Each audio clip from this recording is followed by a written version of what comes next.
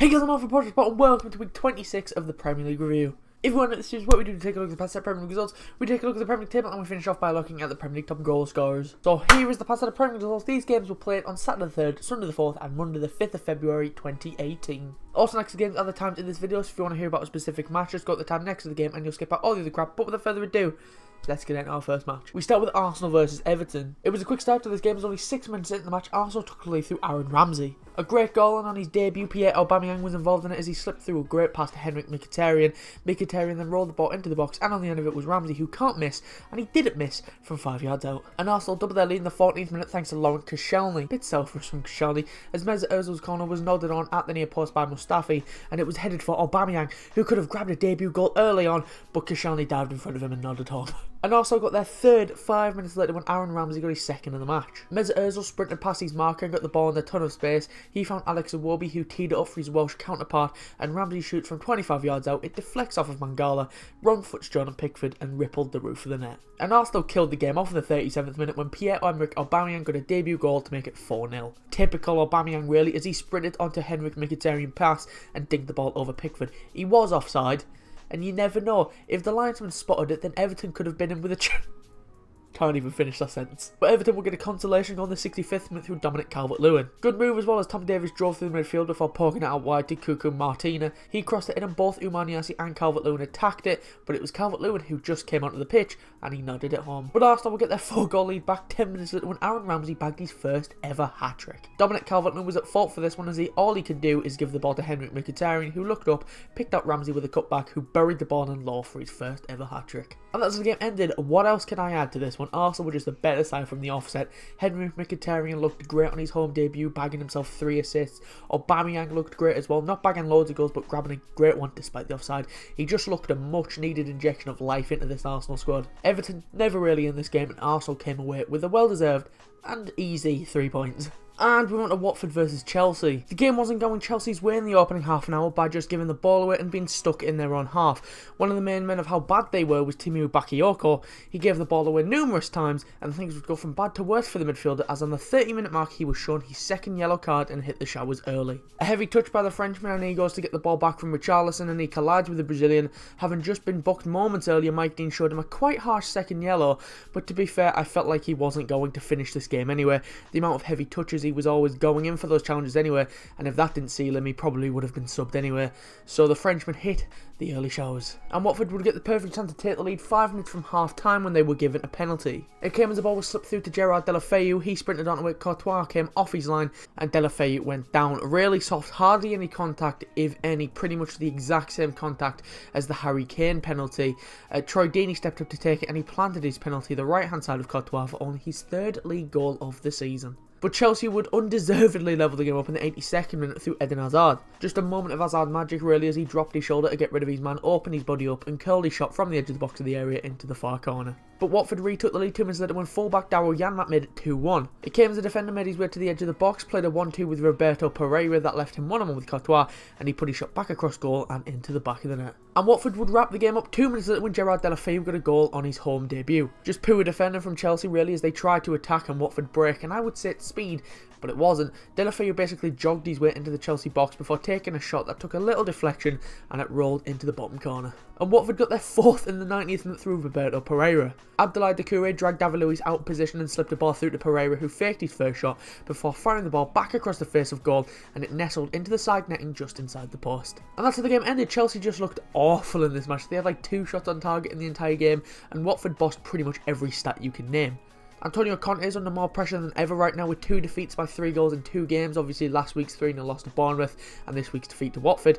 I reckon one more performance like this and he's gone. But let's avoid them and talk about Watford. They had Chelsea in their back pockets the entire game. Watford new boss Javi Gracia couldn't have asked for a better first home game and Gerard Deulofeu looked a touch of class on the pitch. That and the great defending by Watford ensured they picked up a massive 3 points. And we went to Liverpool versus Tottenham. It wouldn't take long for this one to open up as only 3 minutes into the match Mohamed Salah bagged his 20th league goal of the season. Defensive mistake by Spurs as Firmino was rushing forward, the ball falls free and it looked like Eric Dyer tried to play it back, but in came Salah using his pace to get one-on-one with the race, and he sent him the wrong way as he sent it back across goal and into the bottom corner. But Tottenham levelled the game up in the 80th minute when Victor Wanyama scored the goal of the season. He was on the pitch for all of 2 minutes, Christian Eriksen whipped it across, Karius does well to punch it out a good distance away, but it fell to Wanyama 25 yards out. He hit it first time outside of the foot and it flew into the top corner like a bullet. But now here, is where I'm going to slate refs, so be prepared. 4 minutes later, Tottenham got the perfect chance to take the lead when they were gifted a penalty. It came as the ball has slipped through to Kane, who was offside.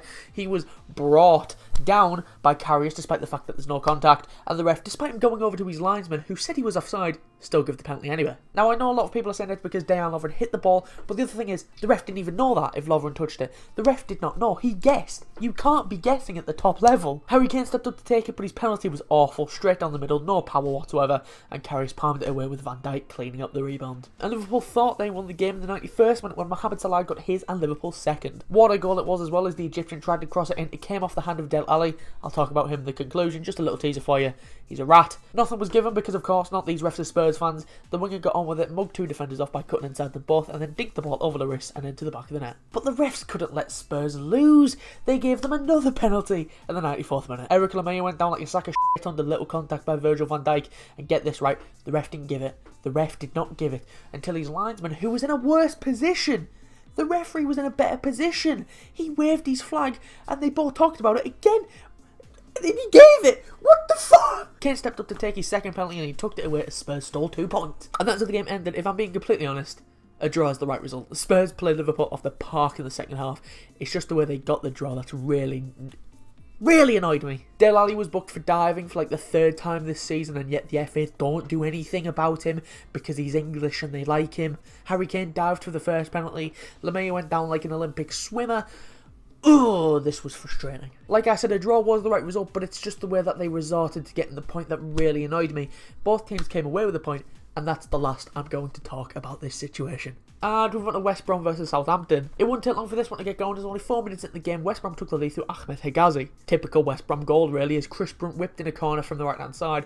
Higazi got free of any markers in the 6-yard box and planted his header beyond the keeper. But Southampton levelled the game up in the 14th minute thanks to Mario Lemina. Fully deserved goal because as soon as West Brom took the lead, Southampton bossed the game and got their goal. As Guido Carrillo won a corner for his new side, it's sent into Lemina on the edge of the box, who smashes the shot straight into the top corner. And Southampton took the lead 5 minutes later through Jack Stevens. Nice for Stevens, as he was at fault for West Brom goal, as he was supposed to be marking Higazi from a corner, and quite ironically, he scored this from a corner. James Ward-Prowse put it in, he met it at the near post and flicked his header into the net. And Southampton got a 2-goal lead 10 minutes in the second half through James Ward-Prowse. Came for a free kick that caused a bit of disagreement as both Sofiane Boufal and Ward-Prowse wanted it, but Ward-Prowse, who I believe is the normal free kick taker, every time I talk about Southampton scoring from a free kick, it seems to be Ward-Prowse taking it, so I assume he's their normal taker, and he took this one as well. And what a decision it was, as he curled it low into the bottom corner, and it's quite poor goalkeeping because it was at the side that Ben Foster was, but he couldn't get down quick enough to keep it out. But West Brom would cut the deficit back to 1 in the 72nd when Salomon Rondon made it 3-2. Chris Brunt bagged his second assist of the match as he swung it across from the left, and the Colombian striker rose higher than anyone else to nod the ball home at the back post. And that's the game ended. A very entertaining game this one was. Southampton desperately needed this win, as this was their first win in the league since November, and they climbed out of the drop zone with teams still at play. But as for West Brom, things aren't looking too good right now, with them being at the bottom of the table, 4 points behind 19th place. But to be fair, there's only 4 points between 20th and 17th, so it's not over yet, but a few more results like this one and it will be for West Brom. And we want to Brighton versus West Ham. Brighton took the lead in the 8th minute thanks to Glenn Murray. It came from Pascal Gross as his threaded through ball is perfectly weighted, and Murray timed his run perfectly as well, and it left the forward 1-on-1 with the West Ham keeper, and he kept his cool and slotted home. But West Ham levelled the game up in the half-hour mark when Javier Hernandez put the irons level. Lovely move by the Mexican as he weaved his way past some Brighton defenders, played a 1-2 with João Mario and fired the ball into the top corner. But Brighton retook the lead in the 60th minute through Jose Izquierdo. Brilliant strike as a corner came in from Brighton, and West Ham only partially cleared their lines. It dropped to Izquierdo on the edge of the box, and he cut it onto his right foot and curled it into the top corner. And Brighton pretty much killed the game off in the 75th minute when Pascal Gross made it 3-1 to the Seagulls. This one came from a West Ham mistake as James Collins makes a hash of a back pass, Gross nipped in, stole the ball and drilled it home from the edge of the box. And that's how the game ended. Brighton picked up their first league win in 2018 and deservedly so. West Ham were just not at their best today and just looked like a very lacklustre side,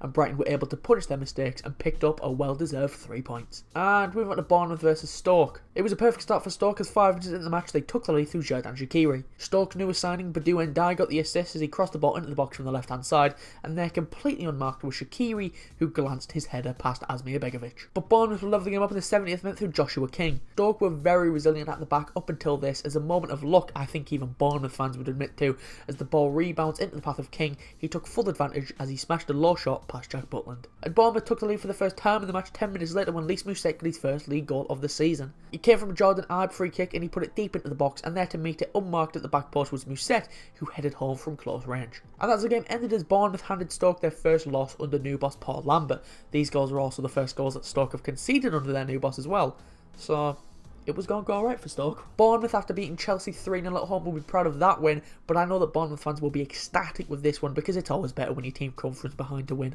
Stoke played well in the opening of the match, but Bournemouth created the better chances and picked up a big win.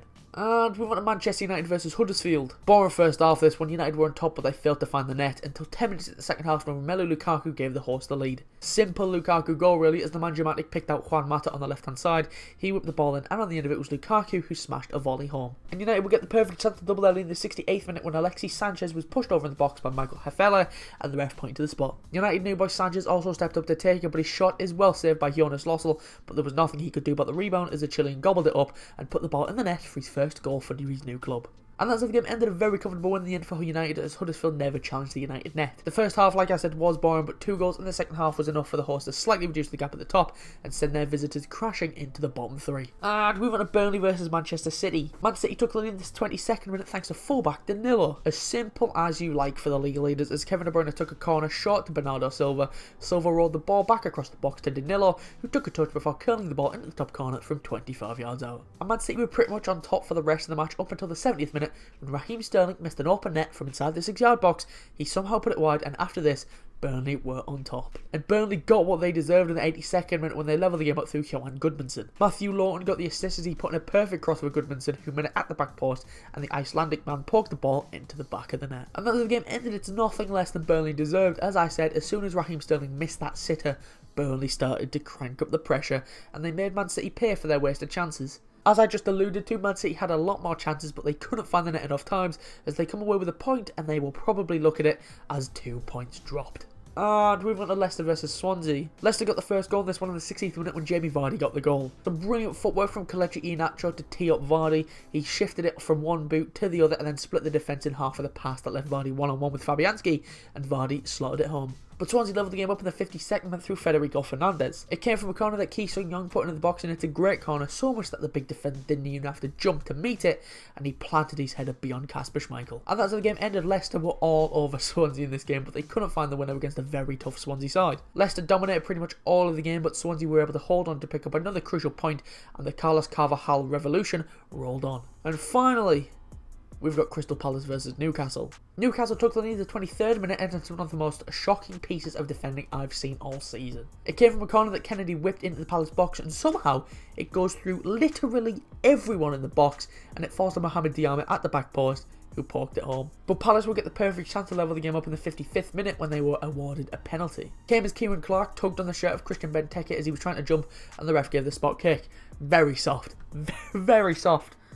Oh, a lot of stupid referee decisions this week. Luka Milivojevic stepped up to take it, and it wasn't a very good penalty as the Newcastle keeper got a hand to it, but he couldn't keep it out as it went into the net. And as the game ended, both teams had chances to win the game in the second half, especially when Christian Benteke had pretty much the whole goal to aim at, but at the last minute out of nowhere came Kieran Clark, who blocked it on the line twice in the space of about 5 seconds. Palace had the better chances in the second half, but it wasn't to be as both teams came away with a point. So that's all the game we've got for this time. Before we go, let's take a look at the Premier League table and top goal scorers, starting off with the Premier League table. Top of the top 5, and as you can see, Man City is still at the top, but they are only 13 points clear now after their draw to Burnley, so you know, at least they're closer. Man United are second after their win over Huddersfield. Liverpool are third after the controversial draw with Tottenham. Chelsea are fourth after being bummed by Watford, and Tottenham make up the top 5, being on the better end of the Anfield draw. Moving on to the bottom 5, and West Brom are still at the bottom with a loss to Southampton. Huddersfield are 19th after their loss to Man United. Stoke make up the relegation zone after their defeat to Bournemouth. Swansea 17th after their draw with Leicester, and Newcastle make up the bottom 5 after it ended all square with Crystal Palace. Moving on to the top goal scorers, and as you can see, Harry Kane is on top. He scored the controversial penalty against Liverpool that took him to 22 goals and 1 assist. Mohamed Salah scored 2 against Tottenham, so he's on 21 goals and 6 assists. Sergio Aguero didn't score, so he's on 17 goals and 5 assists. Neither did Raheem Sterling, although he really should have. He stayed on 14 goals and 6 assists, and Romelu Lukaku's volley against Huddersfield put him to 12 goals and 5 assists. Right, so that's all I've got for this time. If you did enjoy, be sure to leave a like and subscribe if you're new, and I'll be back next Tuesday for the next episode of the Premier League Review. If you want to follow my personal Twitter, the link is in the description. If you want to follow us on Twitter to stay up to date about when we go live or upload a video, the link to that is in the description as well, or it's at @portionofsport_. If you missed last episode, that'll be popping on the screen about now, along with a link to the channel so you can subscribe. But anyway, thanks for watching. Be sure to leave a like and subscribe if you are new. I've been Mark from A Portion of Sport, and I will see you soon.